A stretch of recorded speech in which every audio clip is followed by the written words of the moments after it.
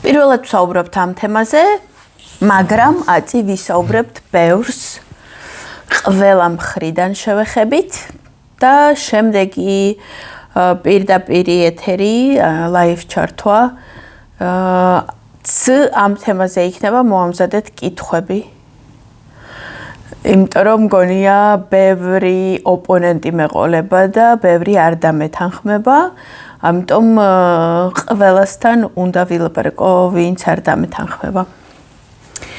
თემა, რატომ არის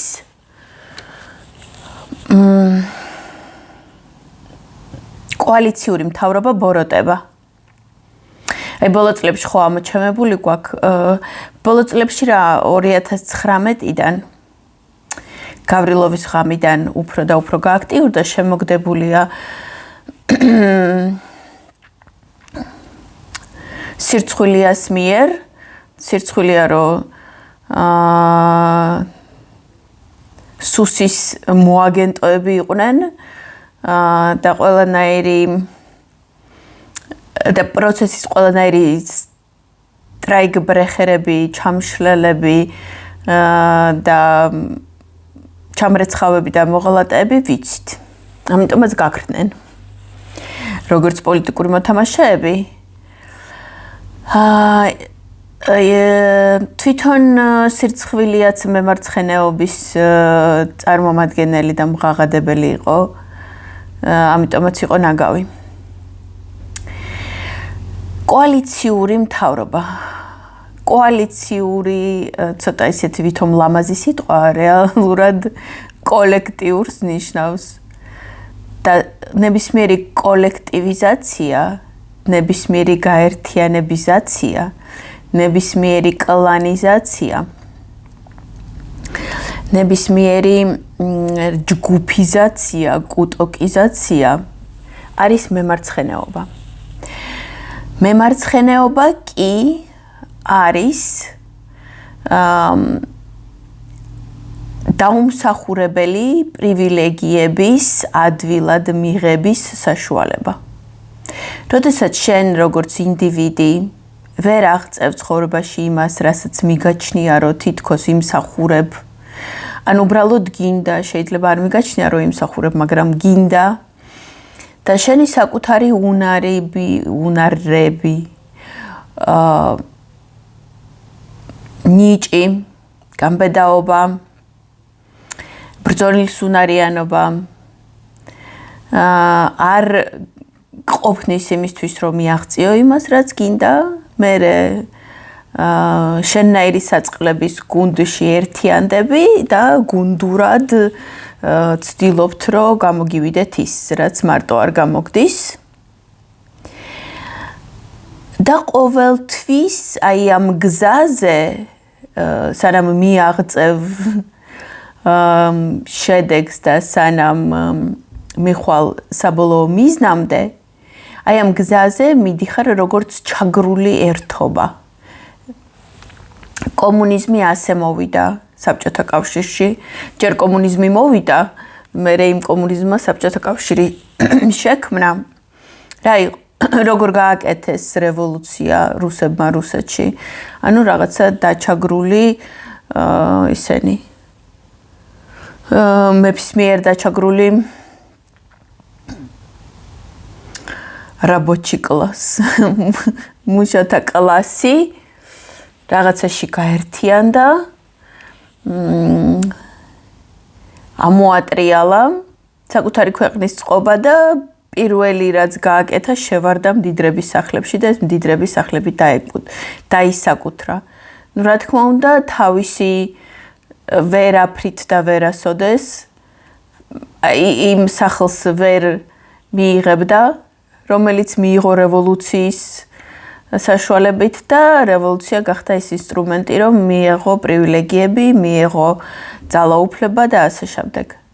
თუმცა თვითონ ის ადამიანი, რომელიც ამ რევოლუციას აკეთებდა, საკმაოდ შეძლებული ოჯახიდან იყო. მაგრამ ძალაუფლება უნდა და ეტყობა, უბრალოდ შეძლებულობა არ ყოფნიდა.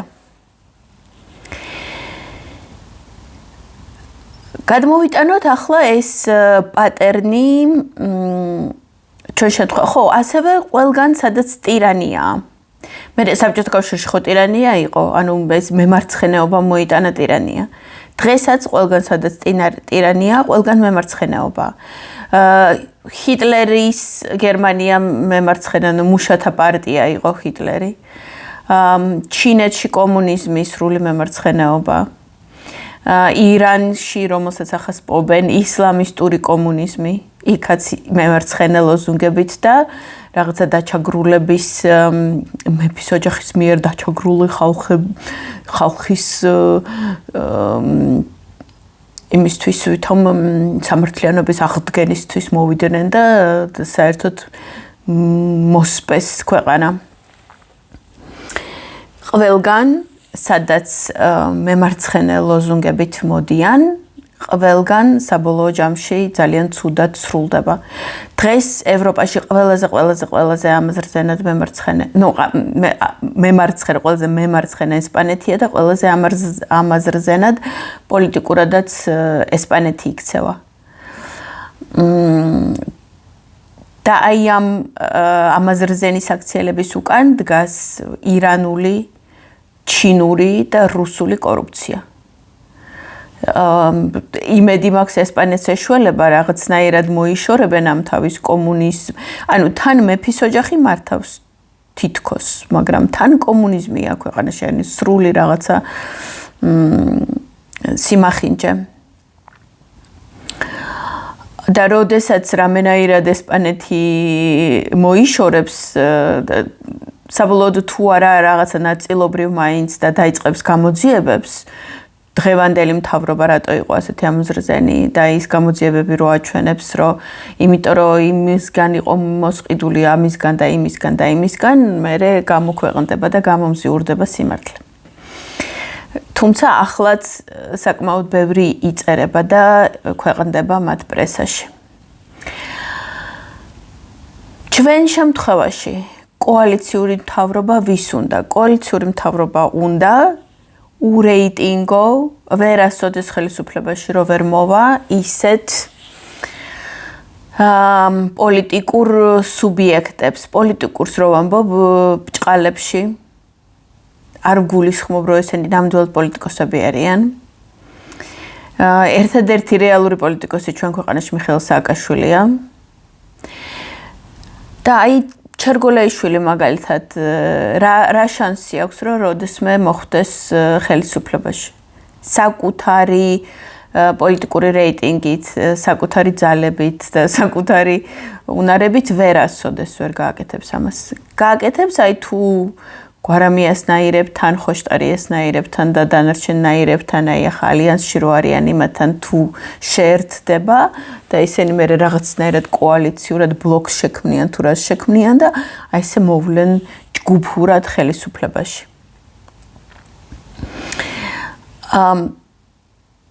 მიშასიც ზუსტად იმიტომ ეშინიათ, მიუხედავად იმისა, რომ ამ ალიანსში მიშას პარტიაც გაერთიანებულია, ეს სიტუაციიდან გამომდინარე რაღაცა იძულების წესით გაერთიანება. რეალურად მიშა გარეთ რო იყოს, ჯერ ერთი იმ პარტიის თავმჯდომარე არ იქნებოდა ის ვინც დღეს არის 4 ოქტომბრის სასტიკი მოწინააღმდეგე რო იყო და ძლივს რო გააჩერეს და ლამის რო პარტიიდან ლამის გააგდეს მაგის გამო, იმიტომ რომ საშინლად იქცეოდა.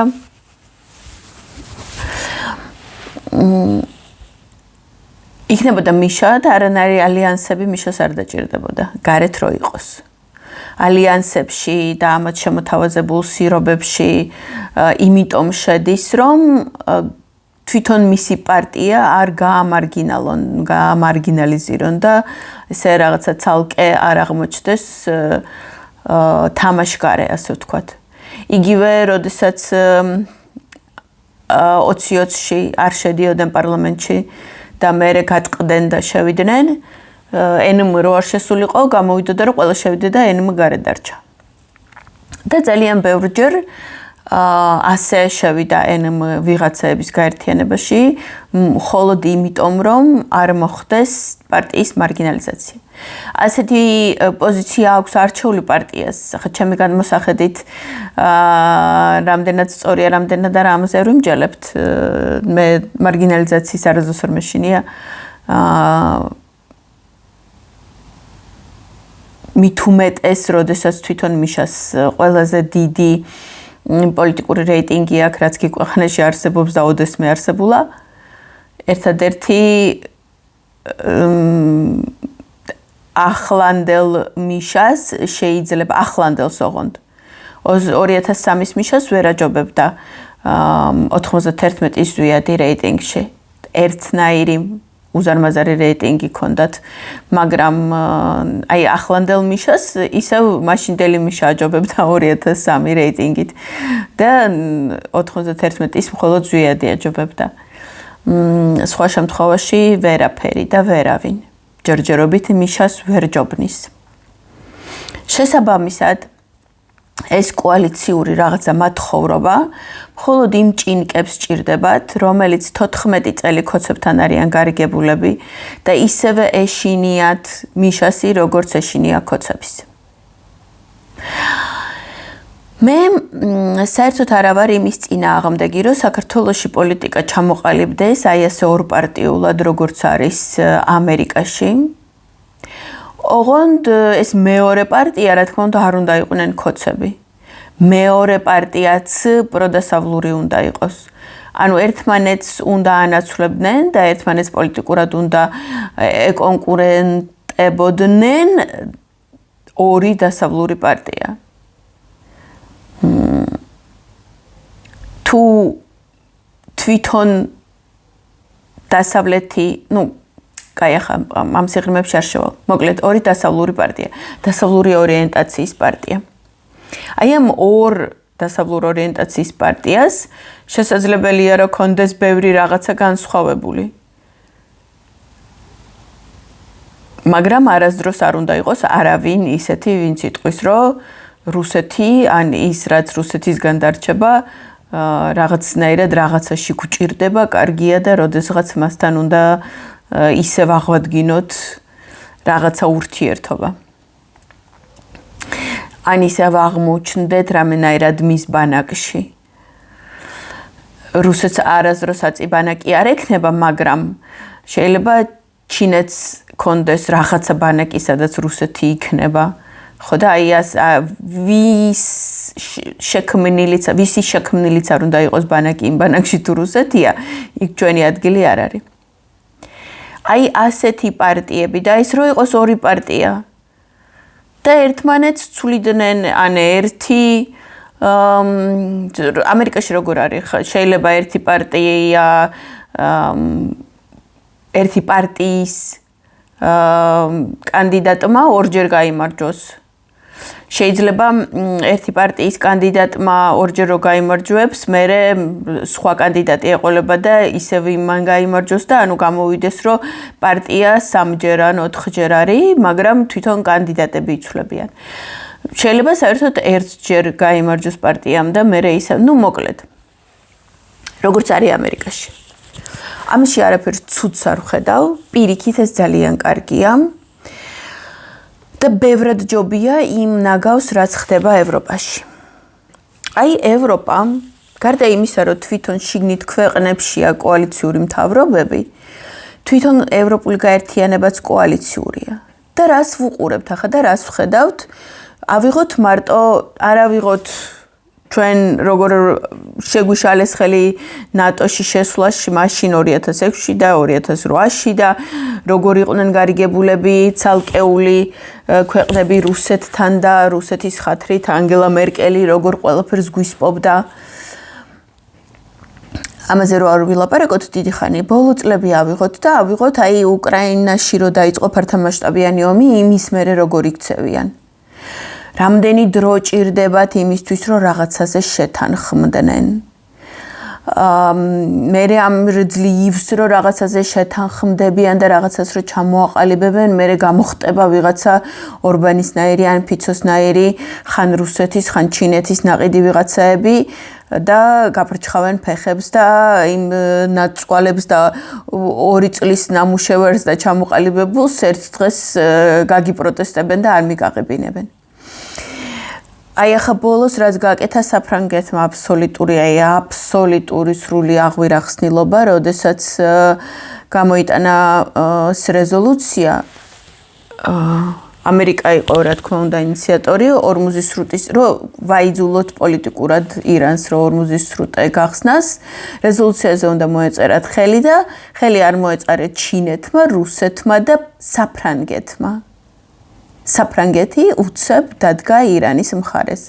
აი ასეთი დებილური სიურპრიზები ხდება იქ, სადაც არის ეს სიმახინჯე, კოლექტივიზმი და კოალიციურობა. კიდე ხოდა რაც არ უნდა იდეალური ხალხისგან შედგებოდეს ეს კოლექტივი და კოალიცია. და ამ დროს ჯერ ვიტყვი რომ თუ იდეალურია და მე ვიტყვი რომ იდეალური ვერასოდეს ვერ იქნება. აი რაც არ უნდა იდეალური იყოს, ყოველთვის აღმოჩნდება ვიღაცა ერთი ვისაც ვინმე გადაიბირებს, ვინმე მოისყიდის, ვისაც უბრალოდ შენგან უნდა ფული. აი თუ გინდა რომ შენ სკანონს ხელი მოვაწერო, მოდი რა რამენაირად დამაინტერესე. ანუ მე იმიტომ კი არ მოვაწერ ხელს, ან არ მოვაწერ რომ ვთვლი რომ ცუდია, ან ვთვლი რომ უკეთესი მინდა. არა, უბრალოდ აი დამაინტერესე. ისე გააკეთე რაღაცა, რომ ჩემს ინტერესშიც იყო. ანუ მიყიდე. მოდი და მიყიდე. აი ასეთები ყოველთვის და ყველა გაერთიანებაში არსებობენ. ეს რაც არ უნდა იდეალური იყოს კოალიცია და შეკრება და ერთობა. და გამომდინარე იქიდან, რომ შეკრებებში და ერთობებში და ჯგუფებში ყოველთვის უნიჭო არა ლიდერი, ესეთი ნახევრად ფარჩაკი, უქარიზმო ადამიანები ერთიანდებიან იმისთვის, რომ რადგან ცალ-ცალკე ვერ აღწევენ ვერაფერს და ცალ-ცალკე ვერ დებენ შედეგებს, აი ერთობლივად მაინც რაღაცა ქნან, ასეთი ადამიანების შეკრება ყოველთვის ხროვაა უმეტეს შემთხვევაში. ინტელექტის ნაკლებობაც არის იქ, გამბედაობის ნაკლებობა, პოლიტიკური ალღოს ნაკლებობა, სტრატეგიის არმქონობა და ინდივიდუალური პასუხისგებლობის და ინდივიდუალური თავისუფლების უქონლობა. აი ასეთი ადამიანები იკრიბებიან ყოველთვის ჯგუფებში.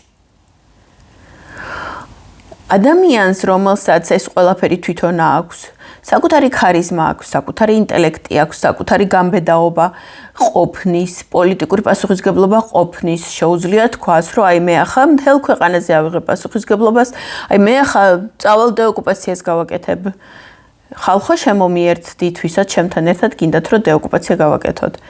აი ასეთ ადამიანებს არ ჭირდებათ კოალიციები. მათ მხოლოდ ჭირდებათ ის, რომ ანუ საშუალება რომ გამოვიდნენ ხალხში, საკუთარი სიტყვა თქვან და ამ საკუთარი სიტყვით, პასუხისგებლობის და ლიდერობის ენერგიით მოიზიდონ ამომრჩეველი, მოიზიდონ ის ხალხის არმია, რომელიც მათ გაყვება.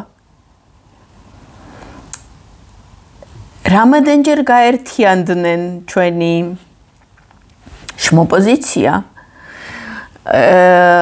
და არც ერთმა მათ გაერთიანებამ არასდროს არ დადო არანაირი შედეგი. იგივე იქნება, როდესაც ესენი იქნებიან კოალიციურ მთავრობაში. არასდროს ინდივიდუალურად ხელისუფლებაში მოსული ადამიანი არ ამყარებს დიქტატურას. ინდივიდუალურ თავისუფლებებზე ინდივიდუალური თავისუფლების ფასეულობით შემდგარი პიროვნება და ინდივიდუალური თავისუფლების ფასეულობებზე მდგარი სოფხედველობა უბრალოდ ვერ უშვებს ტირანიას და დიქტატურას. ტირანია და დიქტატურა ყოველთვის ჭირდება ჯგუფებს და კუტოკებს. ირანშიც ასეა, ჩინურ კომუნიზმშიც ასეა, საბჭოთა კომუნიზმშიც ასე იყო რაღაცა პრივილეგირებული ჯგუფი, რომელმაც ძალაუფლება ჩაიგდო ხელში და მერე მთელი სიკეთეები ამ პრივილეგირებული ჯგუფის ხელშია. და ამ დროს მოდიან ლოზუნგებით, რომ თითქოს ხალხზე უნდა იზრუნონ.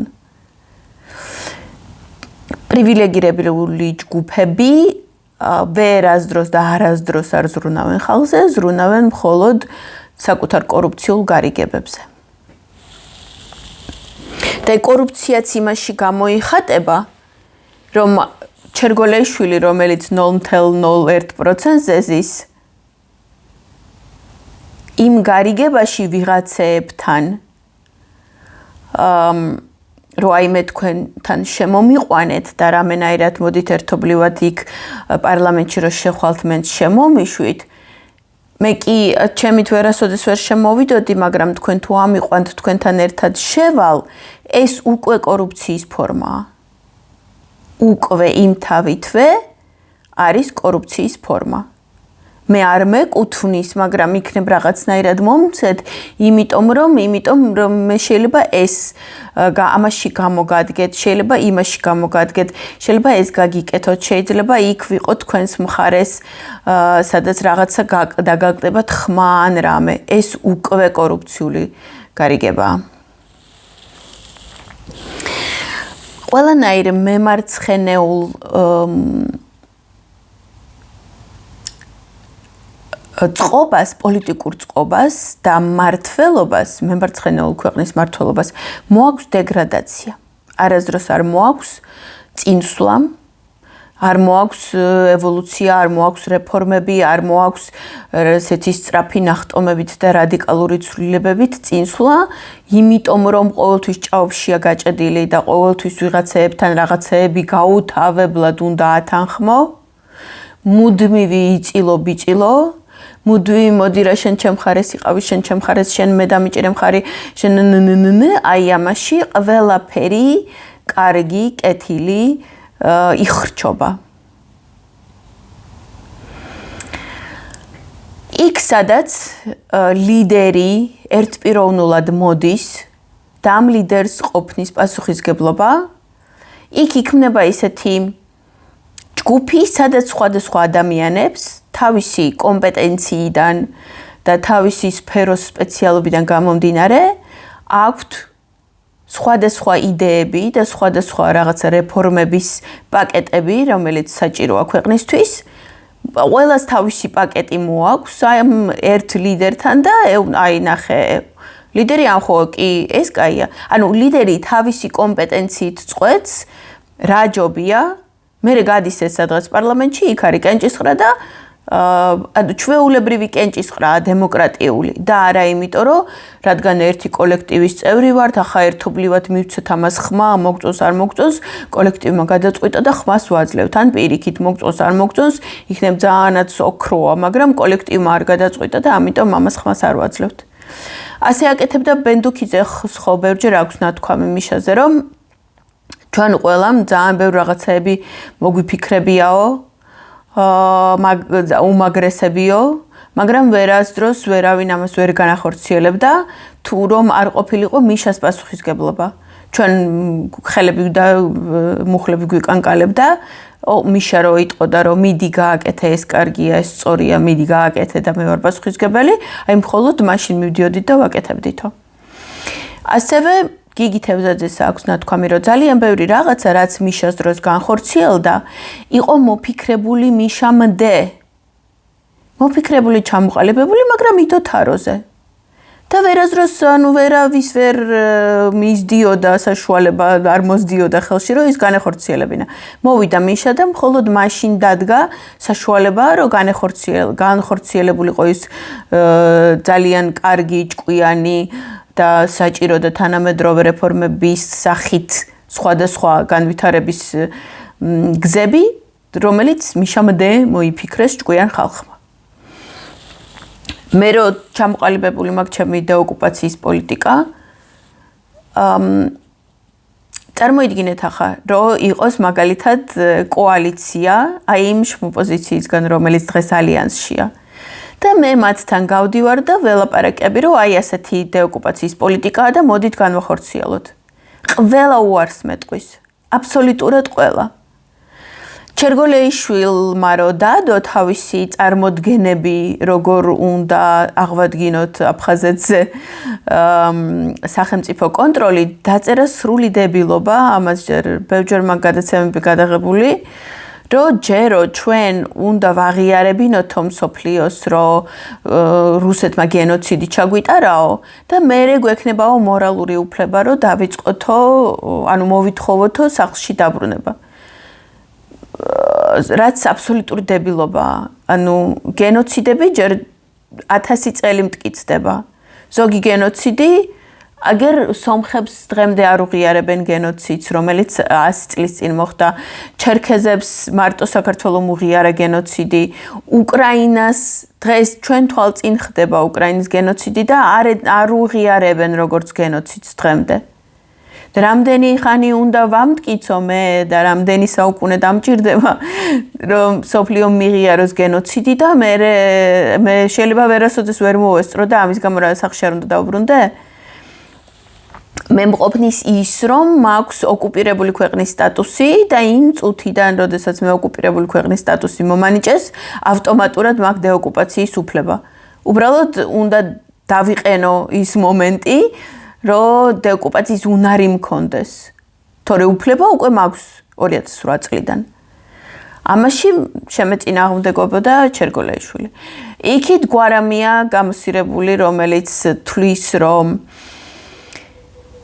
გვარამიას საპასუხოდ ციხიდან რომ გამოვიდა პირველად კავკასიაში მიიწვიეს და იქ იბოდიალა სრული დებილობები იმაზეც მაქვს პასუხი გაცემული რომ აი იქ იმიდან ბანაკიდან რომელიც ხრის რაღაცა ბოდიშები უნდა მოვიხადოთ და აფხაზებს უნდა შევურიგდეთ და მათგან რაღაცა ის თანხმობა უნდა მივიღოთ დაბრუნებაზე და აი ახლა ასეთი გვარამია მე დეოკუპაციის უფლებას მომცემს და იმას შემითანხმებს და მოიწონებს ჩემს დეოკუპაციის პოლიტიკას 100 წელი არა ანუ ვერ განხორციელდება ვერასოდეს დეოკუპაცია კოალიციურ თავრობაში. დროას მაგალითად ხოშტარიას საერთოდ არანაირი აზრი არ აქვს ამასთან დაკავშირებით. რამე რო კითხო, ვერაფერს ვერ გიპასუხებს, იმიტომ რომ საკუთარი აზრი ამასთან დაკავშირებით არ აქვს. დღემდე. პოლიტიკოს ეძახის თავის თავს. რანაირად შეიძლება იყო პოლიტიკოსი საქართველოში და დეოკუპაციაზე არ გქონდეს აბსოლუტურად ჩამოყალიბებული გეგმა საკუთარ თავში. რომ შენ თუ მოდიხარ მთავრობაში, ნუ პირველ რიგში ეს უნდა იყოს შენი მთავარი ამოცანა. აი ამიტომ არის ძალიან ცუდი, თითქმის ბოროტებაა ჩვენ შემთხვევაში, კოალიციური მთავრობა და ეს არის მხოლოდ დეგრადაციის გზა. ვერანაირი სწრაფი, აი რეფორმები რაც გავატარეთ 9 წლის განმავლობაში, ყველაფერი თავიდანაა გასაკეთებელი. პოლიცია დასამხობია თავიდან ისევ ნოლიდან ასაშენებელი. სასამართლო სისტემა დასამხობი ნოლიდან ასაშენებელი. ყველა კანონი გადასახედია, რაც კი კოცებმა მიიღეს და უმეტესობა გასაუქმებელი, ზოგან ძველი დასაბრუნებელი, ზოგან ახალი კიდევ უკეთესი დასაწერი. განათლების სისტემა, ჯანდაცვის, ხო ყველაფერი აბსოლუტურად ჩამოსალეწია და თავიდანაა ასაშენებელი. აი წარმოიდგინეთ ახლა კოალიციური მთავრობა ჯერ რამდენი ხანი მოუნდება იმის განხილვას, რომ რა გზით გავაკეთოთ, როგორ გავაკეთოთ, ასე ვქნათ, თუ ისე ვქნათ, თუ ჭრელად, თუ იმად, თუ ამად მოუნდებიან 100 წელი მარტო იმის განხილვას, რომ პოლიცია თავიდან როგორ ან თავისუფალი სასამართლო თავიდან როგორ ავაშენოთ. დარწმუნებული ვარ, რომ სხვანაირად უბრალოდ შეუძლებელია. ვერაფერში ვერასდროს სწრაფად ვერ შეთანხმდებიან და ვერ ჩამოყალიბდებიან. და რატომ არის აი ასეთი ყბადაღებული ეს თემა, რომ აუცილებლად კოალიცია უნდა იყოს, აუცილებლად კოალიცია უნდა იყოს, იმიტომ რომ ქოცებივით მიშას აბრალებენ იმას, რომ ვითომ დიქტატორი იყო. ამ დროს არანაირი დიქტატორი საერთოდ ყველაზე ზე დემოკრატიული ადამიანია, რაც კი პოლიტიკოსი დადის მიწაზე. ერთხელ ვკითხე დროაში არის ასეთი თამთა გოგოლაძე. მეთქი თქვენ მიშას დროს ხელისუფლებაში იყავით. მიშას აპარატის ნაწილი იყავით. პარტიის ნაწილი იყავით და მეთქი რა არ რატო ხართ ასეთი გადაბჟირებული და გადადორბლებული მიშაზე, რა არ მოგწონდათ. ისე რომ არავის აზრი არ აინტერესებდაო.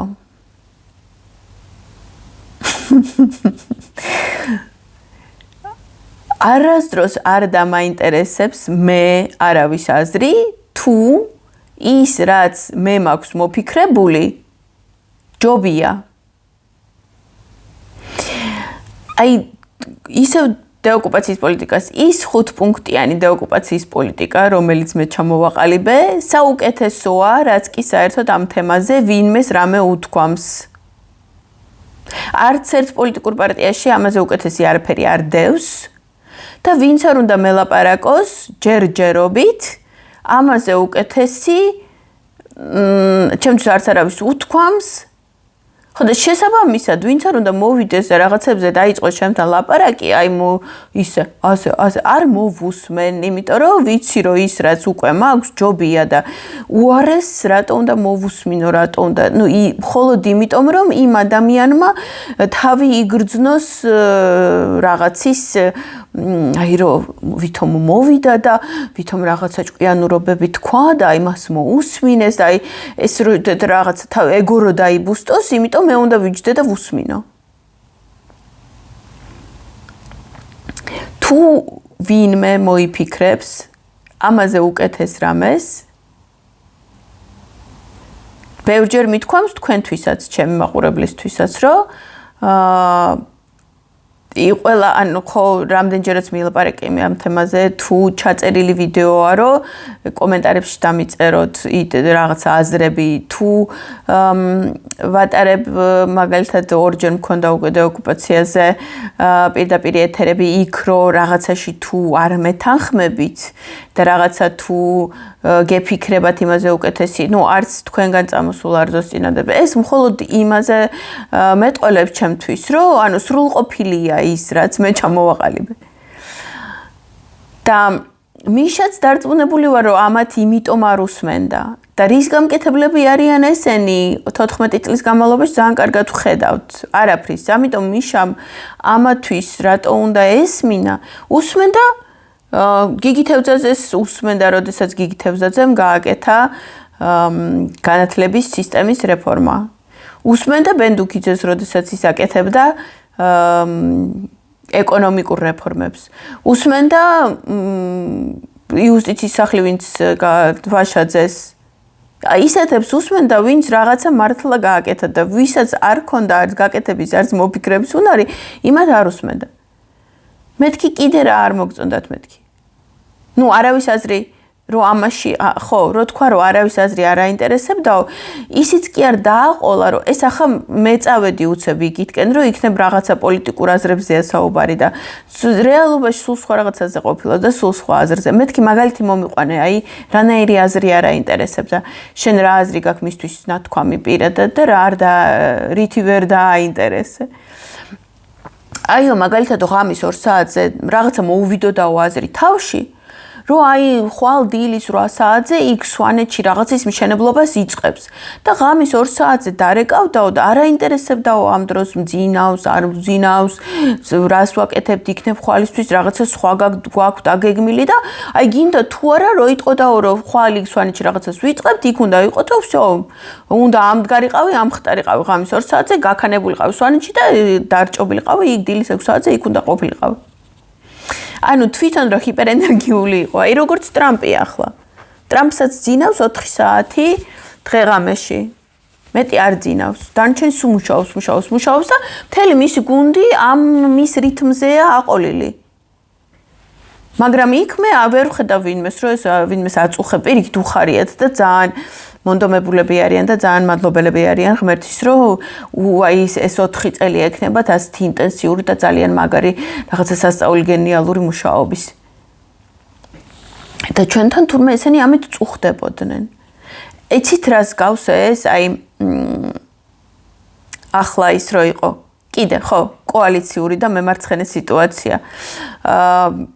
როდესაც ტრამპმა ირანში დაიწყო ომი და ბრიტანეთს უთხრა შენც შემომიერთდიო, რაღაც რა ერთი გემი მაინც გამომიგზავნეო და ბრიტანეთს ყავს ერთადერთი ავიამზიდი Dragon, რომელიც იმიტომ ვერ გააგზავნა, თავიდან ვითომ არც უნდა და გაგზავნა. მე იმიტომ როცა გადაწყვიტა რომ უნდა გაგზავნა, იმიტომ ვერ გააგზავნა, რომ პროფკავშირებით დადგენილია, რომ სამუშაო საათებია დილის 9-დან საღამოს 5-მდე.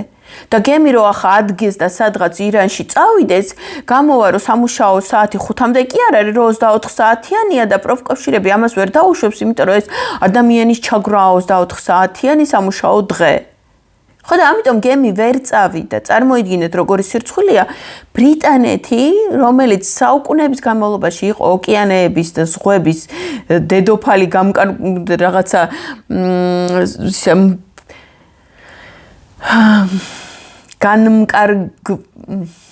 სიტყვა, მოკლედ, განმკარგავი, უცებ იმ დონემდე დაჩმორდა, რომ გემი ვერ გაუშვა, იმიტომ რომ 5 საათამდეა სამუშაო დღე და შაბათ-კვირა საერთოდ დასვენებაა. და ადამიანების უფლებებია, რომ შაბათ-კვირას დასვენება ქონდეს და 5 საათის მერე არავინ არ ავალდებული რომ იმუშაოს. აი ეს არის მემარცხენეული გამოსცირება.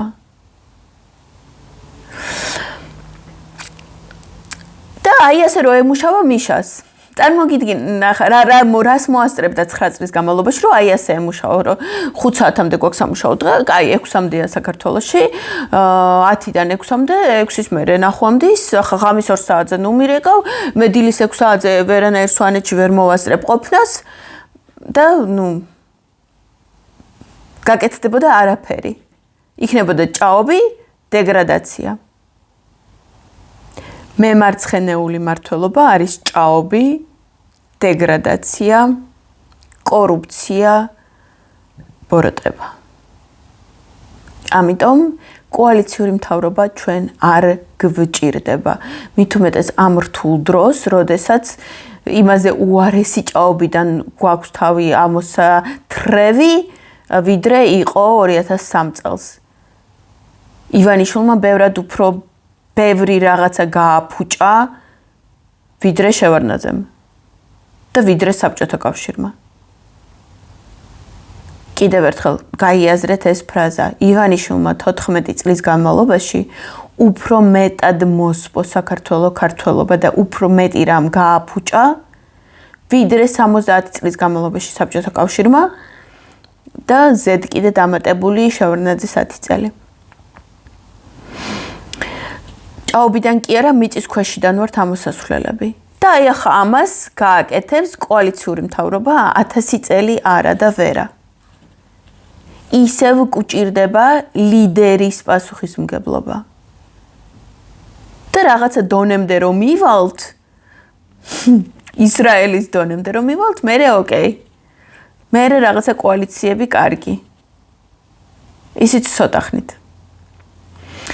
მოაგროვეთ კითხვები, ჩაინიშნეთ და ამ თემაზე პირდაპირ ეთერი რო გვექნება, აუცილებლად ბევრი კითხვა მინდა თქვენგან და ყველა მხრიდან გავიაროთ ეს საკითხი. მომავალ შეხვედრამდე.